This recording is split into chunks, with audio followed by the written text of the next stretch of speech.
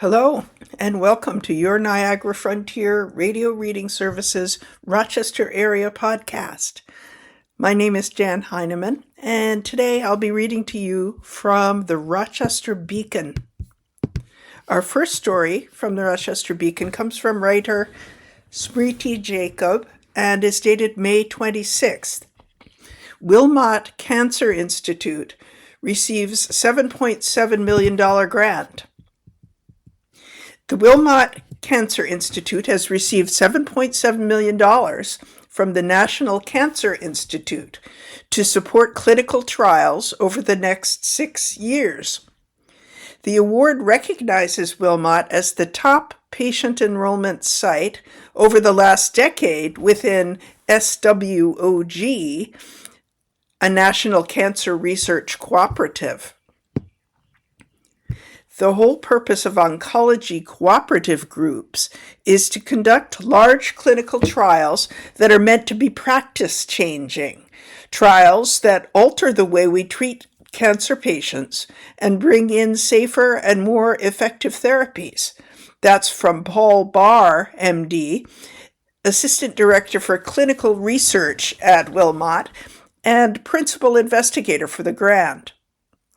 It's an honor to be among the 20 sites that receive this award, he says. The grant is a lead academic participating site award that supports the operation of clinical studies.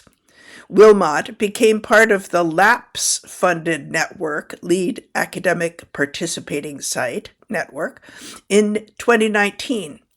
Its oncologists have enrolled nearly 900 patients in large cooperative group trials, Barr says.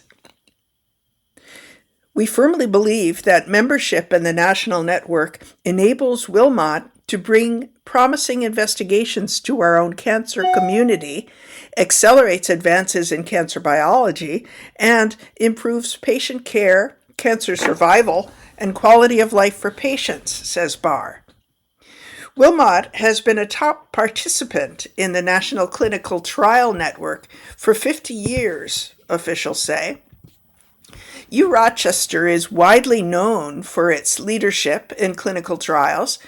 Its clinical research center supports trials across specialties, including oncology, as researchers work on new therapies. CRC, Clinical Research Center, reopened in March after renovations. The site conducts studies sponsored by pharmaceutical companies, cooperative group trials, where patients volunteer to be randomly assigned to protocols that test new therapies or improvements to an existing therapy, and investigator-initiated trials. The latter began when an oncologist discovers a problem within a smaller group of patients in a certain geographic region and designs a study to serve that patient population, Rochester says. Wilmot investigators sponsor these types of studies. Dr. Barr says all of these trials are valuable and benefit patients. What's important to note is that this grant and every clinical trial that we offer speaks to a collective effort to bring the best care to patients. It's never one group or one person's impact, he adds. The only way something like the LAPS award, the LAPS award, gets funded is through collaboration, cooperation, and leadership. This story from the Rochester Beacon comes from writer and managing editor Smriti Jacob, and you're listening to readings from the Rochester Beacon on your Niagara Frontier Radio Reading Service. Our next story from the Rochester Beacon comes from writer Gary Craig and is dated May 27th. Oak Hill litigation ends on Shakespearean note. This post is one in a partnership between the Rochester Beacon and veteran reporter Gary Craig, featuring articles published on his Substack site.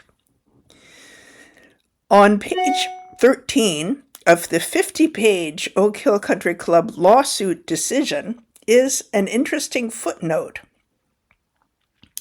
The essence of the conversation between Eugene Baldino and Hannah Halpin concerned whether another member and his wife were properly denied a table in the grill room, the footnote states. As the content of this conversation is not relevant to the issues herein, it is not set forth in detail. That's from the footnote. Occasionally Shakespearean in nature, with Falstaffian vanity sometimes rearing its head, the Oak Hill litigation could well be embodied in this footnote. In essence, it says of the conversation that was at the epicenter of the litigation, full of sound and fury, signifying nothing. As I mentioned several times in my coverage of the case, the controversial conversation that led to the ouster of retired businessman Eugene Baldino from the Oak Hill Board of Governors likely would not be central to the judicial decision. The real issue was whether the board followed proper procedures, basically due process, and how rigorous and detailed these procedures must be. State Supreme Court Justice Daniel Doyle wrote in the May 15th decision, in which he sided with Oak Hill and dismissed the lawsuit against the club, quote, Baldino was afforded the due process required by common law, and his removal was not due to a violation of lawful procedure. That's from State Supreme Court Justice Daniel Doyle in his decision. In mid-December, with the Oak Hill trial underway, I, Gary Craig, the writer, wrote a post about the questions that could be determinative with the ruling. In that post, I suggested that among the most important questions for Doyle would be these. First, what would be a proper notice to inform a governor, similar to a member of a board of directors, that he or she faces disciplinary measures? Next, how much opportunity should a board member targeted for discipline have to call witnesses or present evidence on his or her behalf? Next, what would be the proper procedures for governors to seek out and obtain detailed information about the club's finances? Doyle decided that the club's governors had given sufficient notice to Baldino that he was the target of an investigation because of what observers said was his angrily animated talk with Halpin, Oak Hill's former food and beverage manager, and a central witness in the trial. Witnesses who saw the conversation, even if they didn't hear the contents, had no reason to lie about Baldino's actions, the judge decided. Even Baldino's wife apologized to Halpin afterwards, according to testimony. No pretext, no conspiracy.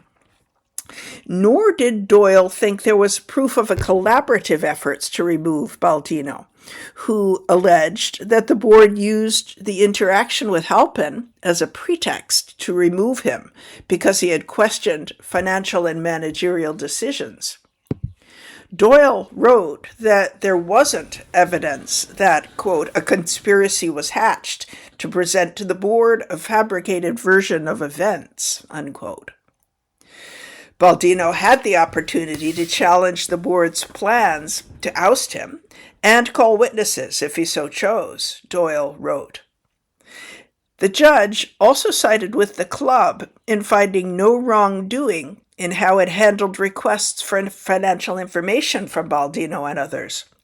Baldino's lawyers have filed a notice of appeal, though that doesn't ensure an appeal will come. Some members say they expect those who sued to face suspension or other internal punishment.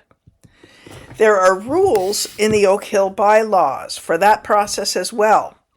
Imagine the money that could be spent on legal fees if questions arise again.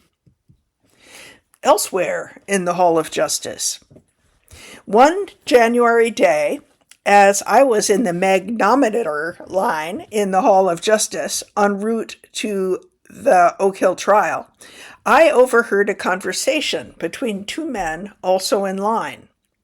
The two had not seen each other for a while. One was on parole and on his way to drug treatment court. The other, who also had past brushes with the law, was there to support a friend. They began to discuss common acquaintances. One mentioned a woman, wondering what became of her. The other answered, "She's in prison. I think she killed a baby." Minutes later, I was listening to testimony about angry golfers upset that someone had cut in front of them on the course, and testimony about proper seating in the Oak Hill grill room, and testimony about the need for gentlemanly conduct at the venerated country club. Meanwhile, next door, a double murder trial was underway. Granted, hours spent in the Hall of Justice can be hours that tear at one's soul. Criminals, victims, ugliness that can't be understood, addictions that are hard to beat. These are the daily fare at the Hall of Justice. The incongruity with the Oak Hill trial could not be missed. I understand that much was at play for some of the club members, reputation foremost among them, but to much of the outside world, the trial was a bit of a sideshow, lacking significance. This wasn't limited to the outside world. I was also in touch with members who found the whole episode embarrassing. Of all the cases I've covered throughout my career, many of them were high profile. I have never faced as many questions and comments from friends and the public as I have with the Oak Hill lawsuit. There were days when I couldn't seem to escape the topic. The interest, I admit, surprised me. Perhaps it was a reprieve from the downer that the news can often be. This story from the Rochester Beacon comes from Rochester Beacon contributing writer Gary Craig, who's a retired Democrat and Chronicle reporter who now writes on Substack. And you're listening to readings from the Rochester Beacon on your Niagara Frontier radio reading service. Our next story from the Rochester Beacon is a guest opinion coming from Mr. Justin Wilcox, who is Executive Director of Upstate United, an economic advocacy coalition. Mr. Wilcox writes in on May 27th, why New Yorkers pay more for electricity than the average American. New York families paid 2/3 more for electricity than the national average in February, according to the Energy Information Administration, and it's not because the wires cost more here. It's because Albany rewrote the rules. Over the past decade, New York didn't simply reform its energy markets, it dismantled them. In their place, lawmakers installed a system in which the investment decisions are no longer driven by price signals, but by policy mandates, subsidies, and permitting discretion. Projects struggle to pencil out, needed generation gets blocked or delayed, and private investors refuse to build without state-backed contracts that include revenue guarantees. Whatever this system is, New York no longer has functioning competitive markets, and ratepayers are paying the difference in cost. This dismantling is especially striking given what New York's competitive markets had achieved. In the New York Independent System Operator, a 10-year review, a study commissioned by NYISO, the economic consulting firm Analysis Group, documented wholesale markets that worked. Quoting staff of the New York Public Service Commission, the review noted that New York's wholesale markets had become, quote, among the most advanced in the nation, unquote, with competition delivering significant efficiencies. Thousands of megawatts of new generating capacity were added over NYISO's first decade, ending in 2009, much of it built close to the population centers where it was needed, and with most of the financial risk borne by investors rather than by electricity customers, according to the report. Power plants grew more efficient, reliability margins exceeded required levels. That is the system Albany chose to dismantle. The economics speak for themselves. In its 2025 Renewables Strategic Plan, the New York Power Authority, the public entity Albany has tasked with expanding renewable development, found that, quote, based on modeling of merchant revenue streams, energy, capacity, and ancillary services, projects can expect to make less than $50 per megawatt hour on an annual basis for the foreseeable future. At the same time, NYPA reported that, quote, the levelized cost of electricity for the new solar has increased to at least $100 per megawatt. NYPA's conclusion was direct. Quote, new renewable energy projects cannot cover their costs just selling their outputs into the NYISO market alone. The gap is structural, not temporary. In a functioning market, it would be a signal not to build. In New York, the gap is filled by subsidies and long-term contracts funded by ratepayers. In a functioning market, scarcity sends a clear signal. Build more generation, capture the higher prices, and the system rebalances. New York's market is no longer functioning that way. In 2019, the state enacted the Climate Leadership and Community Protection Act, the nation's most ambitious greenhouse gas reduction law, which requires, among other things, that all electricity generation be zero emission by 2040. The result is that the price signal to build goes out, but developers can't make the economics work without ratepayer-backed contracts. The market is sending a signal. New York's energy sector can't afford to respond. Even that subsidy-driven system is proving unstable. In 2023, renewable energy developers returned to the PSC seeking to renegotiate contracts after dramatic cost increases, some requesting price adjustments of up to 50%. The Commission unanimously rejected those requests, warning that they would impose billions of dollars in additional costs on consumers.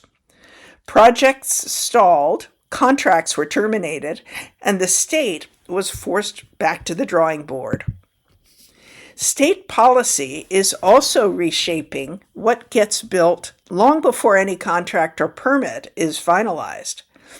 With binding emissions mandates and uncertainty around permitting outcomes, developers assume that long-term investments face both regulatory and financial risks.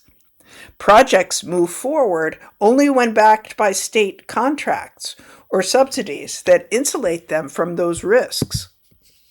NYISO, the grid operator, has been warning about the consequences, and its warnings carry particular weight.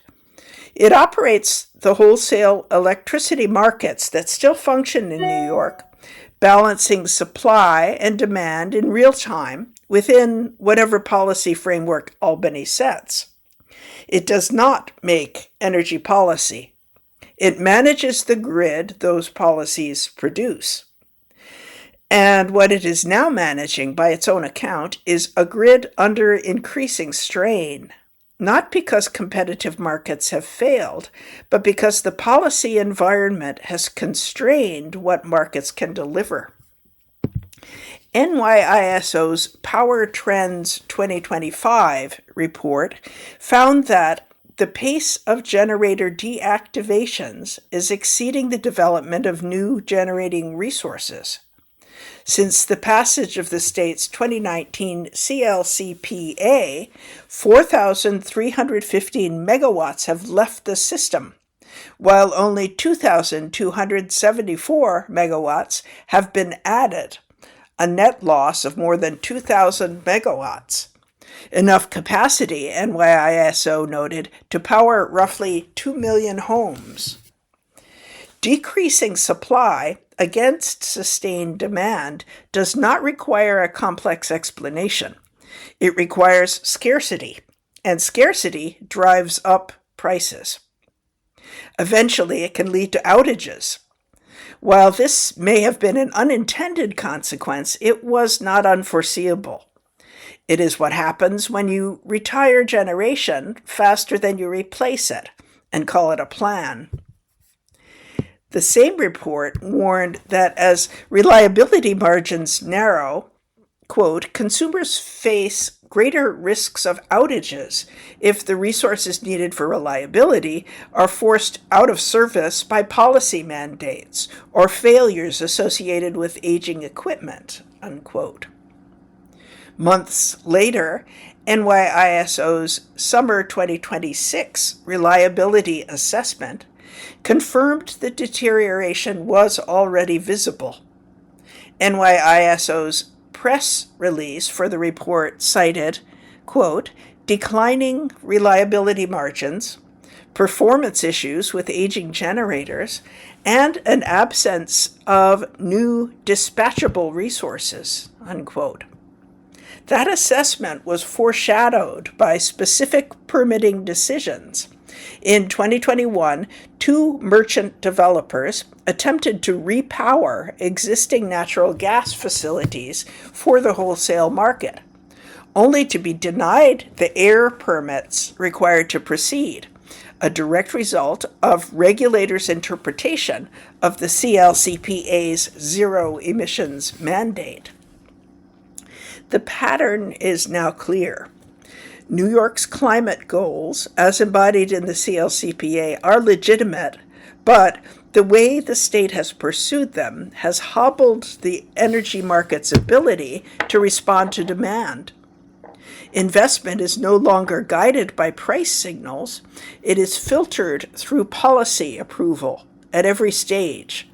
NYISO's own Power Trends 2025 report acknowledges noticeable increases in capacity charges and market volatility characterized by fluctuating or increased prices as direct consequences of the transition. Unfortunately, even the CLCPA amendments recently adopted within the year's state budget don't fix any of this. They adjust deadlines and soften some near-term targets, but they leave intact the underlying structure that has displaced competitive markets with policy mandates, ratepayer-backed contracts, and permitting discretion.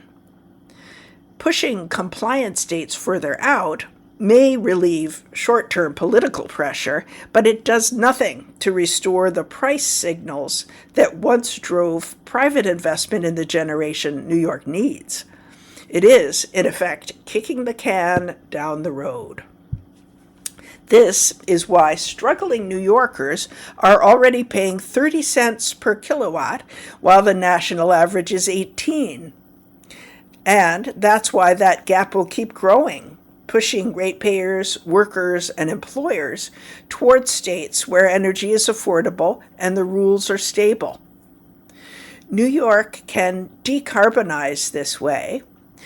A smaller economy uses less power, but that is not a climate strategy. It's a managed decline with climate consequences as a side effect, and the price is being paid by the New Yorkers least able to absorb it. This letter, the editor of the Rochester Beacon, comes from Justin Wilcox, who is executive director of Upstate United, an economic advocacy coalition. And the Beacon welcomes comments and letters like this from readers who adhere to our comment policy, which includes use of the full real name. You can write to the Beacon at letters@rochesterbeacon.com. And you're listening to readings from the Rochester Beacon on your Niagara Frontier radio reading service. Our next story from the Rochester Beacon comes from writer Jacob Schermerhorn and is dated May 21st. The Roots of Brighton's Town Hall Dispute. In the moments before a special meeting of the Brighton Town Board on Monday, a mother and child brought a homemade sign reading, "No, don't cut all the trees down." The focus of the sign and meeting was a $4.48 million bid with Zoldaz Construction Company for work primarily related to parking lot improvements as part of the second phase of the Brighton Town Hall renovations. But the details of the proposed work are not responsible for the Phase 2 controversy now roiling the town. Critics also fault the process used to approve the project. The town hall occupies over 56,000 square feet along busy Elmwood Avenue. The library flanks the town hall to the west and courts and police department to the east. The area also includes an open green space to the north with foot and bike path access to Sylvan Road. Brighton Town Supervisor Bill Maley, the main proponent of the Phase 2 plan, has cited increased parking and handicap spaces and improved walkability and accessibility as positives of the plan. However, those renovations would take down 9 trees around the site. An amendment proposed by Town Board member Clara Sanguinetti last week would have avoided the tree removal and saved the town money, she says. Deliberations over that amendment stretched the meeting into its 5th hour, whereupon the board decided to table the proposal for this week's meeting. The plan process has been controversial. Several planning board members have resigned, and questions have been raised about procedure and what plans, if any, have been made for the future. In total, Phase 1 and Phase 2 of the renovations bear an estimated $13 million price tag. Scant details are currently available for Phase 3, which will include construction or rehabilitation of the town hall outdoor pool, pavilion, playground, and splash pad. Maley promises that Phase 3 will incorporate a public engagement process, and details about cost will be made clear in the coming months. In response to the sign at Monday's meeting, Maley said, "I have good news for you. We are not going to cut all the trees down." By the end of the occasionally tense and laborious 4-hour session, that statement was partially true. In a 4-1 vote with Sanguinetti, the lone dissenter, the board approved a plan that keeps 3 trees as well as promises for some green space to be maintained where others are being removed. Parking can always be added later, but we cannot do the opposite, says Sanguinetti. We cannot get those trees back when we cut them. Problems with the plan. Phase 2 will remove 2 mature locust trees, both over 20 inches in diameter, in the northwest corner near the former playground site. Not only would they block potential new parking spaces, but the town arborist says the lean of both trees is dangerous, and locust trees are invasive. A small 6-inch diameter weeping cedar set against the front of Town Hall will also be removed to avoid damage to the building's foundation. 3 trees included in the paddock behind the Brighton Police Station will be removed to make way for the installation of a fence. The Brighton Police Department says the measure is necessary as vandalism and car thefts continue to rise. Although the trees are being removed, green space will be maintained in their place. 3 trees in the southeast corner, near Elmwood Avenue and Seminole Way, were saved under the amended decision. Maley says this was possible with a minor change to the plans and that 2 planned parking spaces in Phase 2 have been removed. This compromise seems to have been cold comfort for tree advocates and, more broadly, for critics of the town hall renovations, however. They wanted the board to go further and delay the entire project to allow for community input and to follow proper procedure. Serge Svasaman, a former member of the Brighton Planning Board who publicly resigned over this issue, says, "I wouldn't call it an olive branch, I would call it a crumb. The compromise wasn't where the meat of the problem was. We got like a crumb of bread." Former Planning Board President William Price and member George Smith joined Svasaman in resigning over this process, each claiming their recommendations and concerns about the project were ignored at different points over the past 2 years. While the town legally does not have to follow any of the Planning Board's recommendations, Price, who wrote an opinion piece on the issue in the Beacon, believes the town administration should be following the same procedures required of businesses. This has been going on for more than 2 years, he says. But then, all of a sudden, you see us here in May 2026, and it sounds like a bunch of ranting NYMBYs, not in my backyards, coming out and saying, don't do anything. But that's not the case, says Price, who lives so close to the town hall, he considers it his backyard. We've been at this for a long time, and this is about far more than 9 trees. Why do I care about 100 square feet of asphalt? Why do I care about 9 trees? Could I say we can create green space somewhere else to offset it? Could we plant 2 times as many trees to offset the loss of the environmental benefit of those trees? Yes, we can, he adds. But it's down to the fact that this is the process that the town makes every resident, every business owner, every developer go through. The town is not subjecting themselves to the same standards.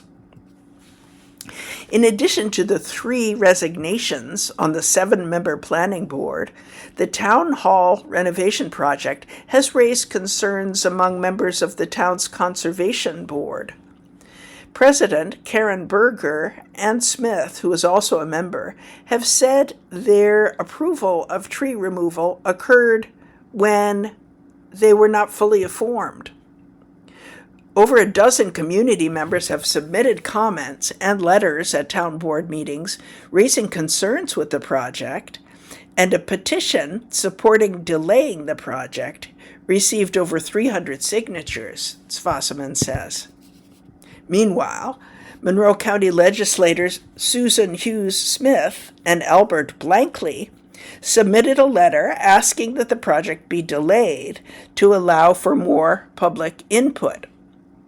Hughes Smith appeared in person on Monday to reiterate that request. I think there's really no reason to lose any green space in moving this forward, he says. I believe in us. I believe in Brighton. I believe that we can think about these problems differently. But we have to have courage to pause and say, let's get it right the first time and bring everyone along with us. Maley, who withdrew from the town supervisor Democratic primary in February after failing to secure the party designation, remains committed to this version of the project. He says it needs to be completed on a timeline due to contract obligations, lease agreements for the town hall's temporary space at Empire State College, and tariff-related uncertainty about material pricing. We have the opportunity tonight, Maley said, at the May 18th meeting. We have a contract that I believe we're ready to sign, and we're ready to make the changes that we need to make sure that we have a prompt phase 3, because we're not going to be able to do it until we have a contract. We can't even begin to think about phase 3 until we know we're doing phase 2. If we don't take action tonight, he said on May 18th, we are not going to know at the very earliest that we're going to be doing phase 3 until sometime in June. And that's the best case scenario. Growth of the project. The commonly held timeline of events is that phase 1 of the town renovations grew out of what was originally an asbestos abatement and HVAC project, which began about 2 years ago. Geothermal energy wells, which have now been completed, were added to phase 1 in the process. Then, plans for a splash pad were added, and the subsequent pool closure made a controversial splash among residents. Town Board member Christine Corrado outlined at a May meeting, it started with an HVAC project that led into a total regutting and rebuilding of our building, and then led to the fact that we know we need to repair that parking lot. Now we're at the point where we tear up that field to put in the geothermal that we decided we needed for the building. Now we're at a point where we've got to repair what we've torn up. Now that we've gotten to that point, we know that we're also dealing with the recreation amenities. Email communications provided to the Beacon by Price show that while the planning board commended the effort to update the town hall, it also expressed concern about scope creep and lack of engagement in a memo dated July 18th, 2024. The board ultimately recommended restarting the design process and expressed interest in having a representative join the steering committee. The town hall renovation capital budget was approved unanimously by the board on December 11th, 2024. At least 20 change orders related to asbestos abatement and relocation work in phase 1 appeared on town board agendas after that point. Price says, the HVAC system was horribly antiquated. There was no air conditioning in any of the public meeting rooms. People boiled every time there was a meeting. So it was absolutely appropriate to renovate the town hall. The decision to use geothermal was a sustainability effort, which was 100% appropriate and 100% in alignment with the town's vision. But this isn't the courts or the police or the library. This isn't the parking lot or the surrounding area. The planning board specifically sought information about curb cut modifications, stormwater permits, the State Environmental Quality Review Act, and Phase 3 details. After waiting for a response from the town, the board sent Freedom of Information Law requests to the State Department of Environmental Conservation, Monroe County Department of Transportation, and the town of Brighton in March 2026. The results were mixed. The DEC FOIL response said it found no relevant files. The County Department of Transportation sent a series of emails from August to October 2025 regarding stormwater plans. Brighton said it will respond to the FOIL request by June 23rd. The town is legally allowed to bypass processes businesses must comply with, such as public informational sessions or tree removal and parking studies. However, Price believes it is hypocritical of the town to avoid these steps for its own projects. There are 37,000 people in the town of Brighton. There's a great group of people assembled here, and I've spoken with all of you, said Corrado to Phase 2 critics at the May 13th meeting. But I've also spoken with others of the 37,000 people who live in Brighton who are aware of the project and who have talked to us about it.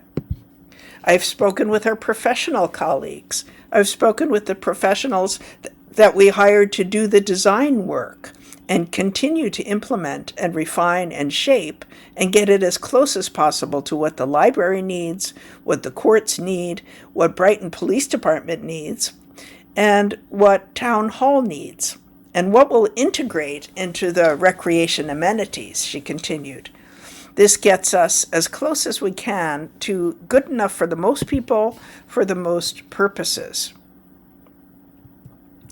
In an April board meeting, Maley gave a proclamation recognizing Arbor Day and commended the town's tree policies and Smith for his work on the conservation board and with the town's tree nursery. Smith, who accepted the proclamation from Maley, later in the meeting voiced concerns about the Phase 2 plan from an environmental perspective. Maley has defended the tree removal decision, citing the Conservation Board's own report at a January meeting, which called for the removal of all 9 trees.